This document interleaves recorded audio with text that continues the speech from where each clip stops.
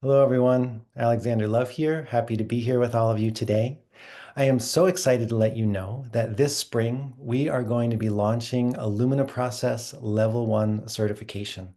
Last year, we had over 85 people join our Shadows and Wholeness course.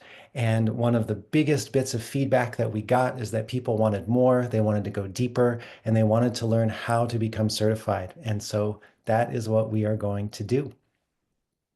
And what I wanted to do in this video is talk a little bit about what is the Lumina process.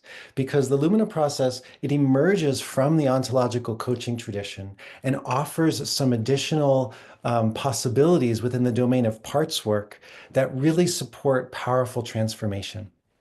In the ontological coaching tradition, one of the things that matters most to us is this notion of how our observer, our knowing lens, gives rise to certain states of being and a certain reality. And one of the main things we focus on in ontological coaching is how to take a look at how we are looking, how to look at the observer in such a way that then we can have a whole new array of choices so that when we transform this observer, this transforms our state. This transforms the world that we live in. Now, what the Lumina process does is it builds upon this idea of parts work, the relationship between our observer and the arising reality that we are experiencing in this world. And what it does is it's going to build upon parts work traditions that recognize that we are not just one observer, that we are actually a human being who is filled with multiple observers. And what I'd like to do is talk a little bit about a Chinese character that helps illuminate this a little bit. What we're going to look at here is the character for awakening. And what you'll see on the left-hand side is the character for the heart. Now, this character can also mean the mind.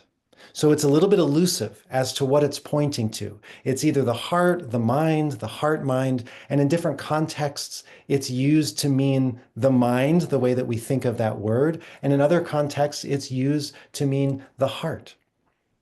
Now, next to this, what we see on the bottom, there's that little square. Now, that square is a mouth. And in this context, it's pointing to passage, a portal through which something can pass through, like you would when you eat something. Your mouth is a passageway. Now, above this, what we have is the number 5. Now, this number 5 is a symbol that has really rich meaning. What it shows are two lines representing heaven and earth. And then the stuff in the middle is basically meaning everything between heaven and earth, whatever you can find in all the directions, everything between heaven and earth. But you can see that it's crossed. It's everything between heaven and earth that is in an interdependent symbiotic relationship. So the implication here is that the heart is a passageway through which we can discover ourself. That character on the right with the mouth and the number 5, it means I or me. So the heart is a passageway through we can discover the self, and the self is understood here as a multiplicity. It is made up of many things, not just a single thing. So with this in mind, what we can do is look within the territory of parts work, which are modalities that focus on these various aspects of the self. There's a part of me that is scared, but at the very same time, there's a part of me that's feeling excited. There's a part of me that wants to hide. There's a part of me that wants to yell at my kids. There's a part of me that wants to stay home and never do anything. There's another part of me that only wants to just charge forth and get everything done. And so what we can discover here is that each of these parts of the self have their own observer, see their own reality, and have their own states of being. And many times, these different parts of the self are in conflict with one another.